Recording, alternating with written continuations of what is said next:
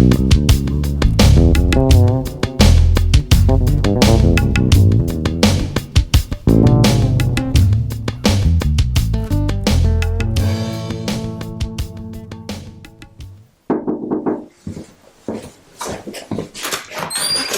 sir. How are you doing? Hey, welcome to Maine. Oh my goodness. It's wonderful to be here. Come on in. It took me all day to get here, but finally we're here. Hopefully it's worth it. Wow. Anyway, it's just really great that you've taken the time to come up and visit. And Thank you. Thank you. It's great to be here. So here we are. This is where I work. Wow. This is where I do the actual, making of prototypes and things like that. Wow. So, I have basic equipment. Mostly it's my computer. Today everything is a computer. But I still see the machine. Here's a bandsaw, sanding equipment, drill press, other sanders. Wow. And here's my pride and joy right here. This one right here. This is my little milling machine. Wow. So this is a kind of a junior milling machine, but it's perfect for me because I only do small things, but I can cut metal, wood, plastic with really great precision. So I can do a lot of work that we wouldn't be able to do otherwise, mostly because of this machine. So other than that, it's pretty much woodworking equipment. This is kind of a metalworking tool, but you can also work with wood and plastic, and also a little lathe. That's important. So all of this is very light-duty equipment. This isn't production equipment, but it enables me to work out ideas, and to actually create original models. And that is really amazing. I mean, just to play the finished product. I mean, it's just amazing now to see where everything is coming from, and well, the thing is really too amazing. That I love making musical instruments because I can make something that is just pieces of wood and plastic and metal, and they're just really pieces of wood, plastic, and metal. But then when a musician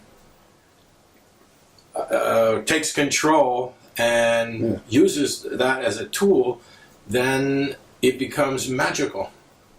But of course, it isn't really magical. It's just wood, plastic, metal put together in a way to try to make it serve as a tool for musicians. And so that's what I really enjoy doing. Amazing. And this is where I do it. That's amazing. I mean, like for me, this is like the first time I see what the instrument made and everything, because I just get it and play, but to have an understanding and see how you put together, it's really amazing.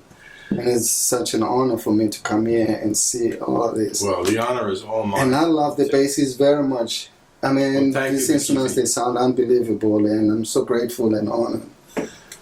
Well, we feel the same, and so what we're going to do while we're here is take a look at some of the things. This instrument here is kind of interesting because this is a guitar, and what you talk about making the instruments, but this guitar was created almost entirely on the computer. That is to say that the design was made on the computer. Wow. Actually, I take that back a little. Let me grab something down here because this. The way this is created in this case is that this drawing was made on the computer that was glued down to this piece of wood. Okay, and this is just a piece of cheap pine. It's just and you can even see here. This is some plastic putty or whatever that I added to it so that I could play with the shapes in this model, which is never intended to be actually used as a musical instrument, but only as a way to develop the ideas. So the initial idea was in the computer. You can see it there. And then I reworked it by hand, and I made a neck for this too, which you don't see here just to test out the ideas. And then once I was satisfied that I had the form that I wanted, then the original drawing that I put into the computer, and also was combined with it. You see these squares here in the back? Yeah. This is where it was all digitized.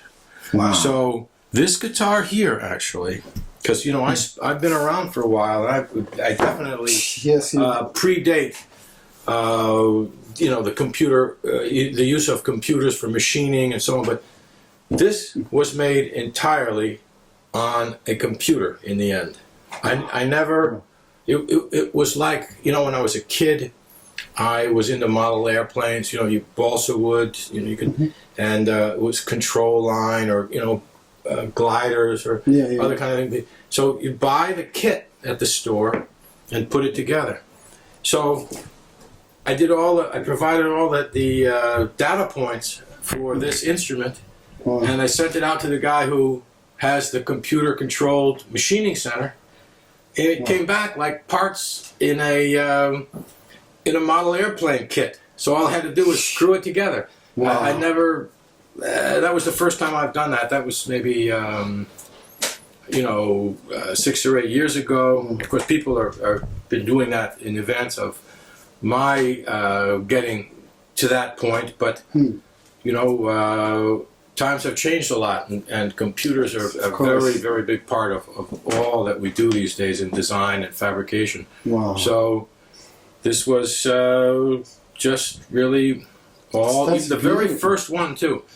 In the past, I've made the initial model by hand completely, and then it was computerized. But now, just starting right out with the computer. So it's times are changing, and the results are very, very, although computers are impersonal and they don't have the craft values or whatever, but boy, do they ever do a good job. That's the thing. I tell you, a great job. But now tell me about these holes. I mean, these holes here, okay. Yeah, because it really looks cool. It looks like I can just play it like that.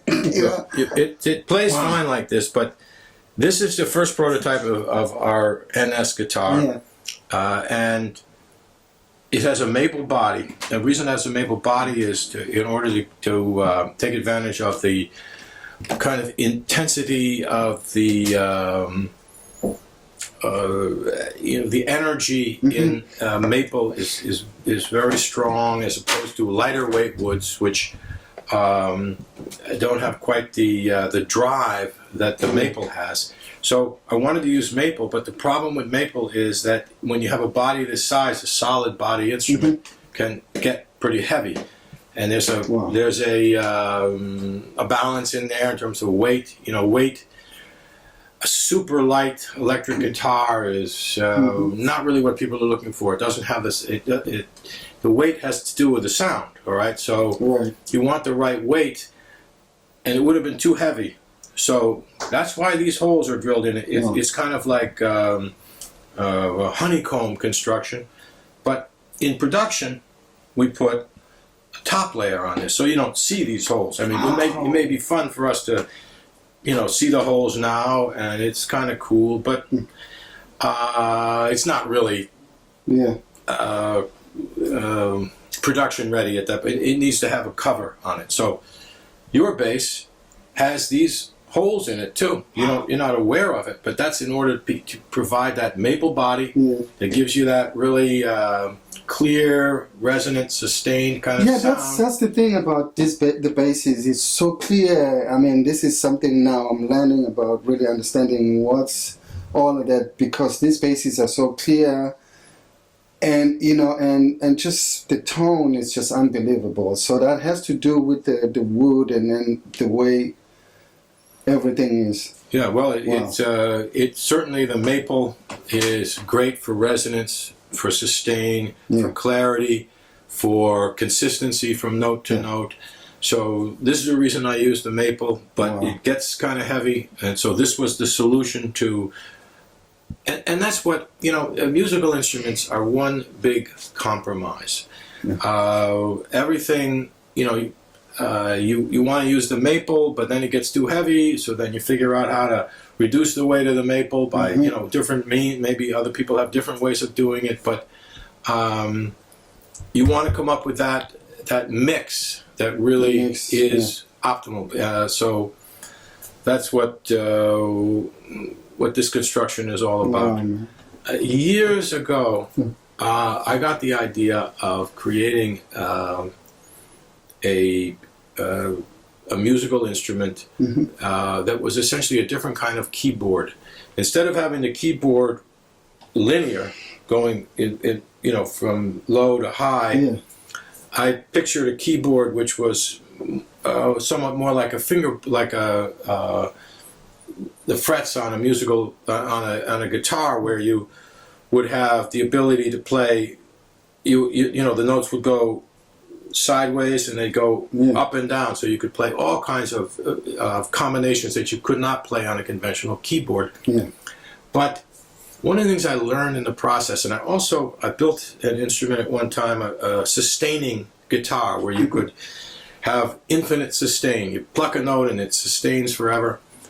But what I came to understand a little bit better is that just playing a clean, constant note is not what music is really built on for the most part. It's built on all kind of nuance. When you play the string on a guitar, you can play harmonics if you put your pick a certain way. You can get all kinds of different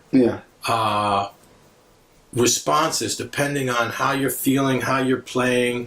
So those idiosyncrasies of a string instrument are what makes it so special. Why the whole, people invented keyboards that could sound like a guitar. But why isn't everybody playing a keyboard? Because you can't duplicate all the nuance, all the kinds of personal interaction that a musician has with their instrument when it's capable of so much different subtle changes in tone and attack and so on. So, music is obviously about sound, but as a maker of musical instruments, I've come to think of it as it's not as much the sound as it is the way that a musician can express him or herself with the instrument. So the pure sound is one thing, but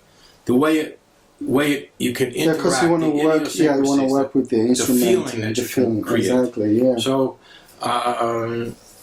and that's what I think one of the reasons why electric guitars and electric basses are such a big part of music is that, on the one hand, you get connected to the electronics. You're in the modern age, and you can do so many things with an electric instrument, but still, it's a string, and you pluck it this way, it sounds that way. You pluck it this way, it sounds a little different. And all that nuance is what music is really about, because that's where the expression comes in. But, you know this much better than I do, although maybe, I think about it a little differently as more of a technician, as a technician making tools for artists.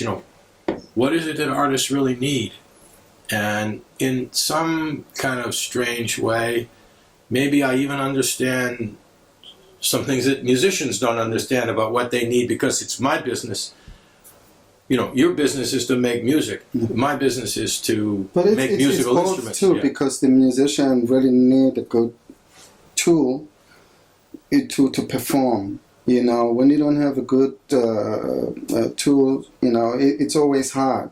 So it's really great to have somebody like you to build this, and then let me play and just make sure that I connect with the instrument, because it's already there, and I just have to really recognize the sound and go with what I'm hearing, and then make it happen.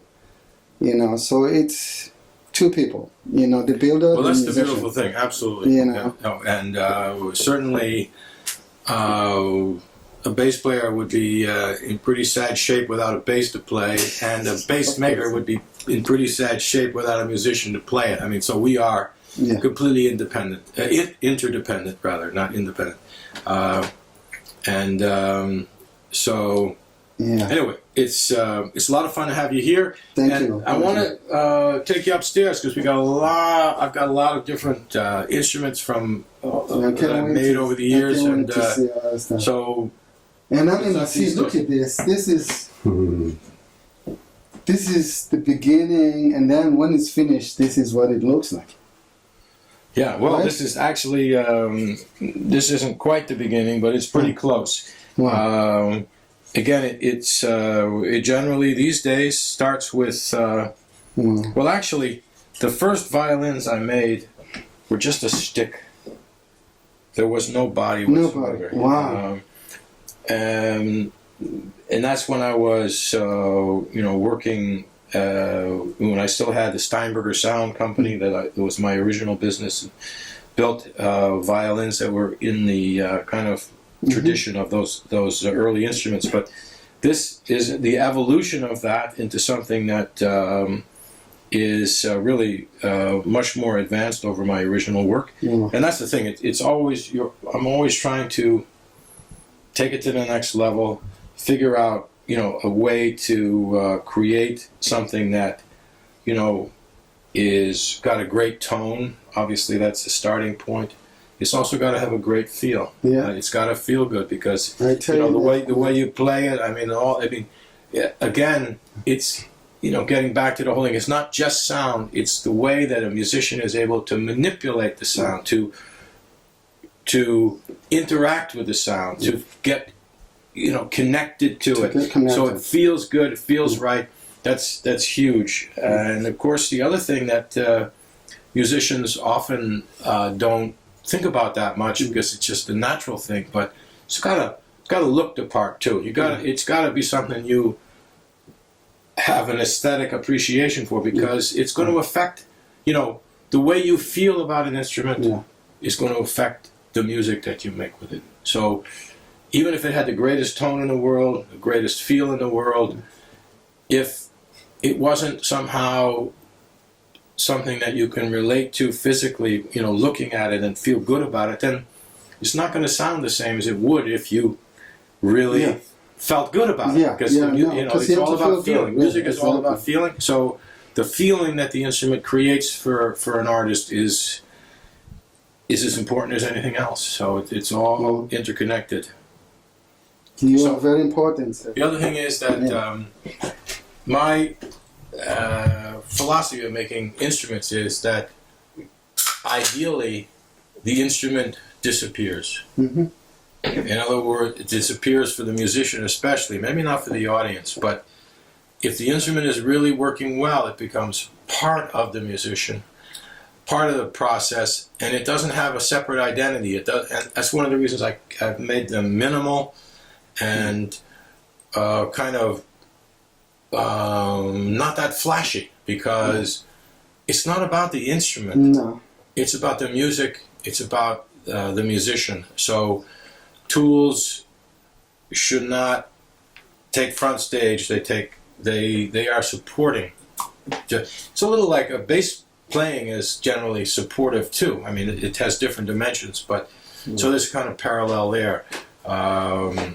Just trying to make something that is so comfortable, so natural, and that your consciousness of it goes away and you just play it, and that's it. Anyway, let's head upstairs and we'll take a look at some other things and be careful. These are not the most. I don't know if OSHA would approve of these stairs. So this is where the magic happens, eh? Well, this is where I test them out, basically. This is where we get to check out some different instruments. Oh my God! No, well, this is what? This is. Oh my goodness! Lots of experiments here. Not all of them successful by any means, but I learned something from every single instrument in here. I've learned important lessons, and a lot of these instruments I build just for that purpose, as experiments to try to learn about some of the ideas that I'm interested in and whether they work or not. But the only way you really do it is to build something and try it out. So you see a lot of upright basses here, but Man, also okay. you see the box bass here, which is a lot Yeah, of that's fun. like the old school where they used to put the food in on top of the plywood, and with one string they move the string. Oh, you're talking about The old bass. a wash tub bass. Yeah, the washed up with the it had like the T. I pulled Plywood. something out of the closet that I thought you might be interested in when you came, especially because when I saw you earlier today, and you have that The kalimba. kalimba, the electric one, right? Yes. So it reminded me of an instrument that might be fun to show you. Okay, so it's an electric wash tub bass. I would love to see Okay, it. so, and this, I made this about, 15, 20 years ago, just for fun. Again, a lot of this stuff is for fun. Some of it's pretty serious, but some of it isn't. So, let's see if we can get this thing working here. So, moving on, it just clipped right in there, that's it right there. So then, you can just stick this, now, you can put your foot on here, I think, you see what I mean? And you can and now plug it in, and we'll see what happens.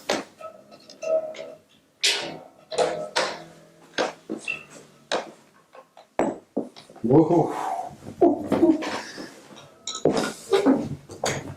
This is the original bass. I mean, it's as simple as you can get, that's for sure. Let's see if we can get some sound out of here.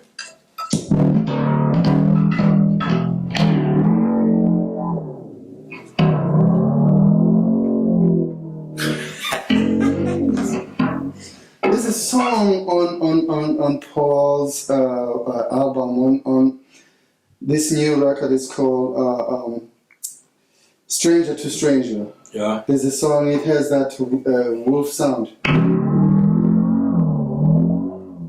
It makes that kind of sound. Wow, this is It's amazing. basically, you're washed up.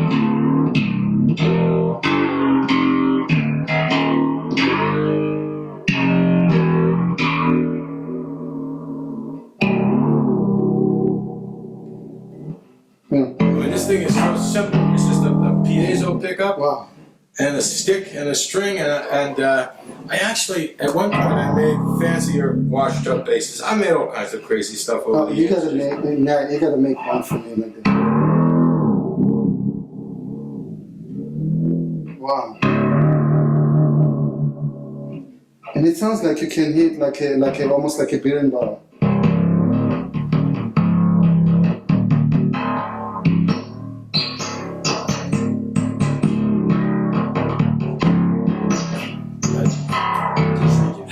Yeah, like the digital, yeah. Yeah, right, like a didgeridoo, yeah. And you can also do that too. You can also finger, yeah.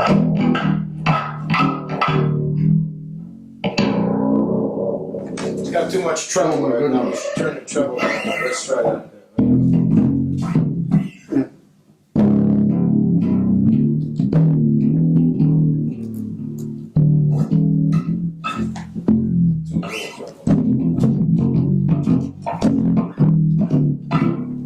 Wow. Oh my goodness. So, I want to try to see if we can introduce this to Paul. He would laugh because he's all about the sounds. oh, Like on that song, this one is available. It's been sitting on my shelf for I will 20 play. years. I will play that. Yeah, all Definitely. Wow. All right. And one thing you can see, you can stick this, you get different. If you put it closer, it's more. You and get then like if you higher put it pitch. further away, then it's more. So Wow. it changes, a lot. And I also have a nylon string for it too, which Wow. gives it a very different kind of sound. So what kind of strings are these? This is just a bass string. It's like a, I don't know, an A string or something like that. Wow. But I mean, it's it's a piece of wood that's worth absolutely nothing. A couple pieces of wood that are worth absolutely nothing. A piezo pickup that's worth a piezo sensor that's worth a few dollars, Man. and that's it. There's nothing to it. So If you can figure out something to do with it, that would be a real blast. Oh no, make music with this. Between that and the kalimba, I can make some beautiful music. Fantastic. This, Okay, this is beautiful. We'll make sure you get to take it home with you. Now I see the other stuff. Now, Ned, tell me about this big box. Sorry. Got a problem here. We got a hot little crystal there, and it doesn't like the just get a. Also, you just put the strings. It's just the string just fits in this little hole here. It's Wow. And that's the piezo here, right there. That's the pickup. And, That's what makes that beautiful sound. Piezos, the truth of the matter is that electric bass players tend to have a very negative attitudes about piezo. Not all bass players, but a lot of bass players. But I don't think people fully appreciate the potential of this type of pickup because it is much wider frequency response than electromagnetic pickup. And magnetic pickups are terrific. I mean that they're so much wonderful music has been made with them over the years. I'm the last person to be trying to criticize them or anything. But on the other hand, this pickup has the potential to create a whole nother palette of sound that. But it's a little bit different because a magnetic pickup has a very pronounced mid-range, which parallels acoustic instruments and is easier to, you could just kind of plug it in and get your sound. But you notice I was turning down the treble there because this thing has so much treble compared to a magnetic pickup, but it also has so much bass. This thing will track flat down to 1-2 cycles.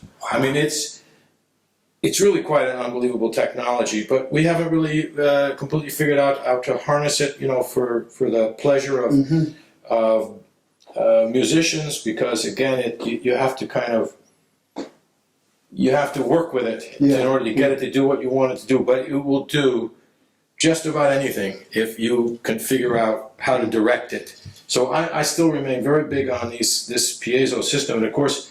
For bowed instruments, the piezo is what has created the new world of electric bowed instruments. Wow. When I started making double basses, bass players told me not even to bother trying to get a good arco sound. You can make electric bass sound good in pitch, but you're never going to get it to sound well in arco. And but it's not true. And if you learn how to harness the power of these piezos, you get fabulous arco sound, as has been shown by players who be using our right now this thing sounds amazing. Well, it's fun. It's a lot of fun. So, what do you? Ned, tell me about these big boxes. The drum, All right. So drum bass. Oh, what do you call that? Wow. Well, I call that a drum bass. I call that a box bass. A box bass. Whatever. It's a box and a drum. But the way I got started on these, again, they're like the the wash tub, the electric wash tub. They're not that serious. Okay, they're more, but they are experiments that I learned from at the same time. So I'm not expecting the world to start playing box basses or drum basses, but I learned from making them. I learned from interacting with musicians who check them out. And the idea, first of all, this is what I started with here was the drum bass. And what I discovered when I started making upright basses is that the input from the bow and the input from a plucked string, bowed string or plucked string, they operate very differently. And if you want to optimize the pickup for a bowed string, you have to be sensitive to side-to-side vibrations. Because the bow drives the string side to side. And again, I was talking earlier about how the piezo was the kind of the building block of a modern bowed electric instrument because a magnetic pickup picks up and down vibrations, but that's not what you need for a bowed instrument. And those up and down vibrations, if you think about let's say a flat top guitar, which has a flat top, that's all it does. It does up and down. Yeah. You know, because that's what the membrane is vibrating. That works really well for a plucked instrument because it tends to suppress the attack a little bit, and then as the string starts to move, so you get kind of a more sustained kind of a sound.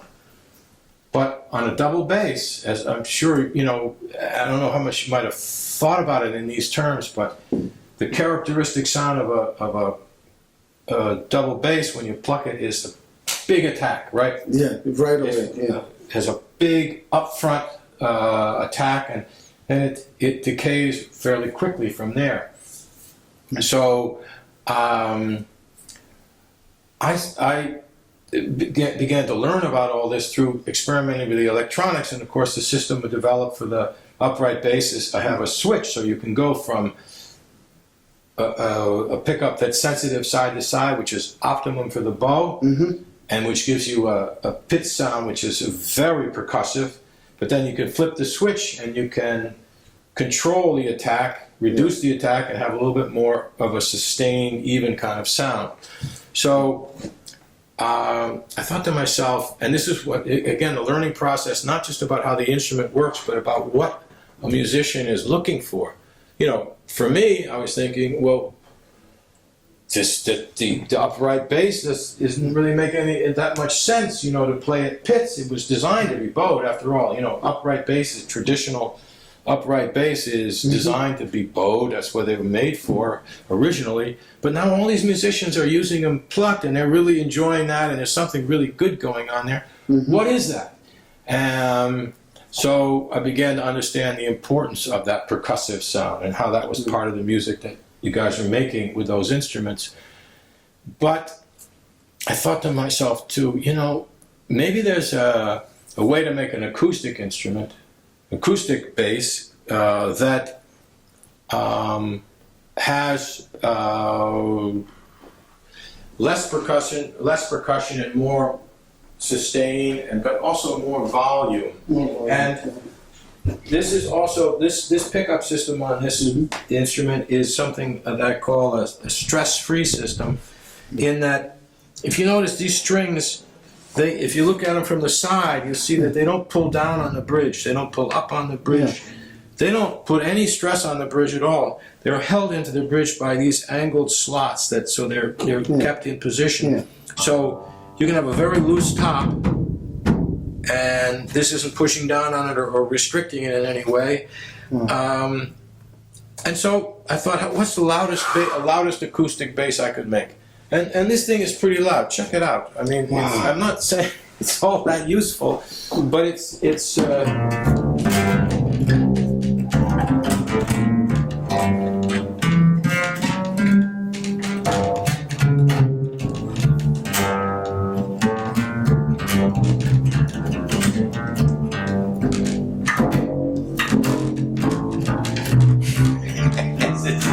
reverberates around all over the place. It's kind of crazy, but it's fun. Oh man, this is really fun. Oh, so when you play down there, you get much.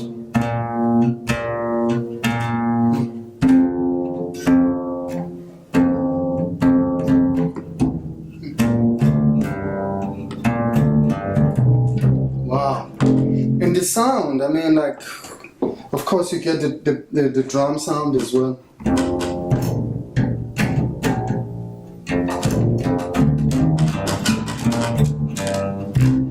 It was real simple. I mean, basic stuff. Wow. You know, just taking advantage of the resonance of a drum, and you know, you can adjust the response. Of course, you know, you can change the tuning of the head and all that. So, like when I play this note, I can hear the drum skin. It's got that echo. It's very echoey, very, and that's, you know, it's not all that useful for most music, but it's fun, and this is beautiful. it's an experiment. So This bass here was, I was thinking, you know, why do you have to have a $10,000 bass, 100,000, you know, acoustic basses get very, you know, they're beautifully sculpted and so on. Like, what about just making something really basic, really cheap? And what could you, you know, build a box? You know, a speaker is a box. You get a lot of sound out of a speaker. So I just thought I'd try that. Wow. You know, this. It looks cool. Yeah, it's fun. It's a little. Oh, and the sound. Whoa. Oh my goodness. No.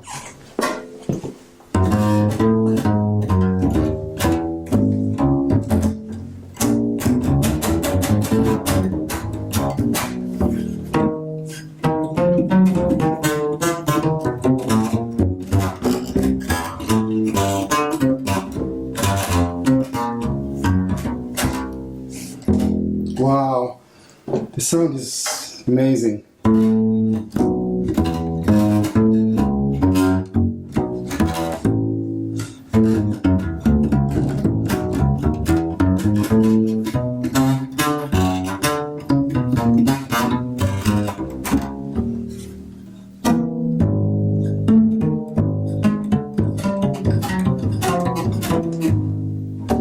Wow. Wow.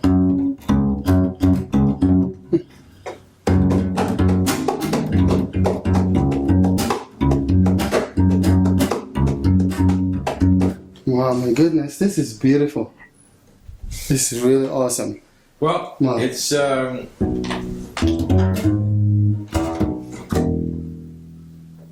I mean, the sound is just so organic. Wow. Well, it's a learning experience for me, and I learned that. I mean, really, what I set out to do, I didn't accomplish. I was looking to keep even more volume Yeah. than I was able to achieve. But I learned, sounds you know, this has a interesting. stress-free bridge on it too. So I was experimenting with that concept and seeing how I could apply it, and I learned that it's pretty interesting, but doesn't really, never really quite, you know, went where I wanted to go with it. But I'm gonna send you this bass. I bought it. A friend of mine bought it in Morocco. It's a gimbri. It's like you know, an old bass. It's got the stick like the one I just played, but Yes. it's called a gimbri, and it used the guard strings. It's like the nylon or plastic strings. yes, But you have to pull the string. The string is tied like this, and then the strings is like that, and then you have this string, so you can pull it to get a different note I see. to tune it. But it's got the bridge. The bridge is almost like this kind of bridge, but it collapses all the time. But I'm gonna send it to you and see what you can do with it. Okay. It's called the gimbri. It's only three So strings. what keeps the string from sliding back again? You have to keep holding it up. Yeah, you have to keep holding them up, and then once you get a note, you tie it. I It's see. like a handmade bass that was, you know, built in Morocco. It's got the three strings, and then they're all like different, you know, like maybe the higher string is low, and then you got the middle string, and then, you know, the other string, the lower string. But it's very interesting. I'm gonna send you a video of it and when I get home. Okay. And then maybe even send Yeah, you the I'll gimbal, what you check it can out. do, because it's really amazing. I wonder what you think about the sound of this bass. Of this one? Sounds good. Sounds great. Love it. Wow, and this is still in the process. Well, no, this actually, this has been sitting around here for a long time. I thought you might enjoy it. This was my original concept for an electric upright. This is what I thought I want. This, and I make mock-ups of the instruments. I don't try to make an instrument right away because I want to experiment with the shapes Yes, and the form and everything. So this is just made out of the simplest materials. But what I did here was I made a classic error, and that is that I didn't, you know, I got into headless bass guitars, right? Mm-hmm. You know, from back in the late 1970s is when I first started making them. And so I got really excited about headless bass guitars for the balance. The main thing about a headless bass guitar is the balance. It makes it, it's just all those balance issues with the neck dive and everything, you know, as you know, they're gone, right, when you go to headless. So I went to make an upright, but I made the same mistake that I kind of,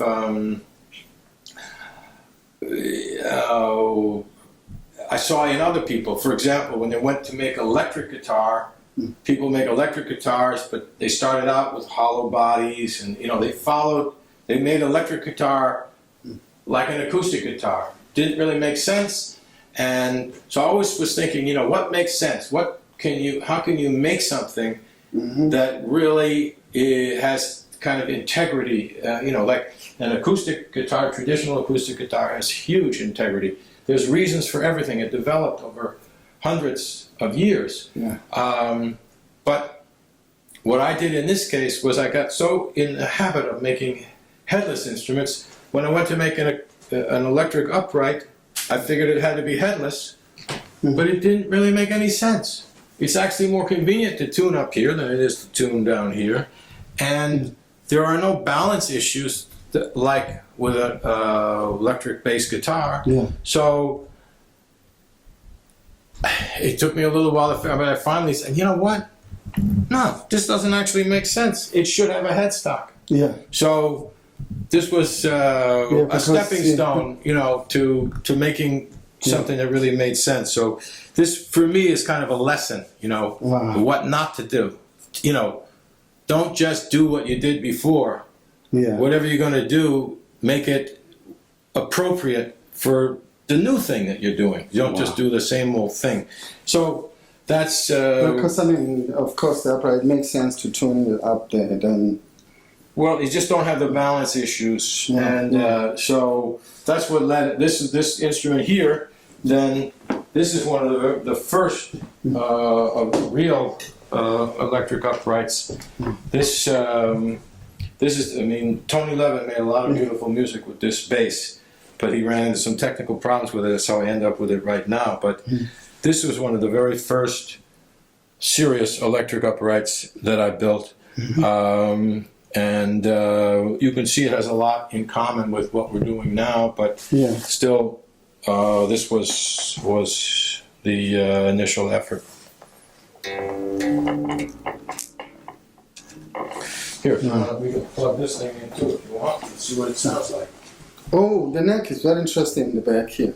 Yeah, and look at the back. You see, it's got all these. This was again. These ideas were eventually discarded, but this has. You can see on the back here, it has position markers for match every fret, and they have little.